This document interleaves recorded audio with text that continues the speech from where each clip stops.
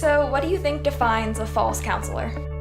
My sense of a false counselor is someone who gives advice based on a faulty premise. Seems to me a false counselor is either one who is intentionally dishonest or one who is simply speaking beyond their own knowledge.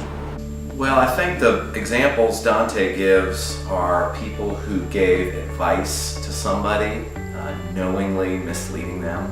I mean, I think what Dante's talking about in the poem is someone who's unwilling, someone who's maliciously, willfully using his or her reason to deceive somebody.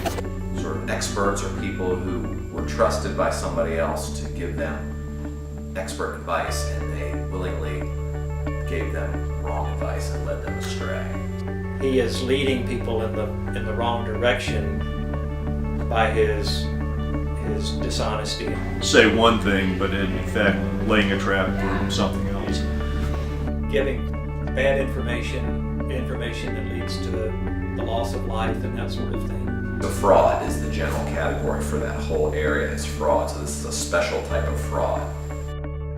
So, why do you think the punishment of being encased in flames is appropriate for this sin? Well, the tongue is often associated with being very dangerous because it can be used to hurt people, and it's often, flames are described as tongues of flame when they flicker. The things that you say, the things that come out of your mouth are sinful. Well, the image, remember, is that he sees they look like tongues of flame. And so it's the tongue imagery, they're using their tongues, the tongues are their sort of fiery tongue, if you will. The idea of your tongue being something that is really a harmful part of your body. I don't know if the punishment of the flames is Dante being kind of lazy in his punishments or me not getting something, but it doesn't seem to be as nearly as poetic of a punishment as many of the others. So because these people use their tongues in such a evil way, they are turned into tongues. There are going to be consequences that are ill consequences for the person being deceived. So they become tongues for eternity. And so, who do you think deserved this punishment more, Ulysses or Montefeltro? That's a good question because Ulysses gets, I think, the longest space in the poem of any character, any shade, any sinner who is in hell. Probably the Pope, just given his position. I mean, they both do. I think the Pope really should suffer more.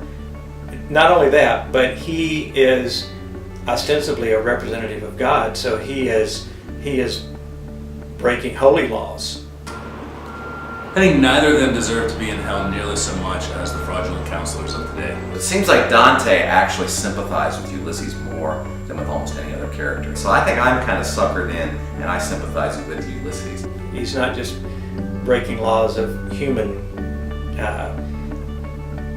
kind or human actions. He's breaking laws that go far beyond. I didn't see that as damaging as the guy, the Pope, says, "I'll forgive you if you just do this sin for me." That doesn't work. That Pope ends up in hell too. So that seemed pretty wrong to me, worse than what Ulysses did. You're welcome. Is that all right? Yeah. Cool.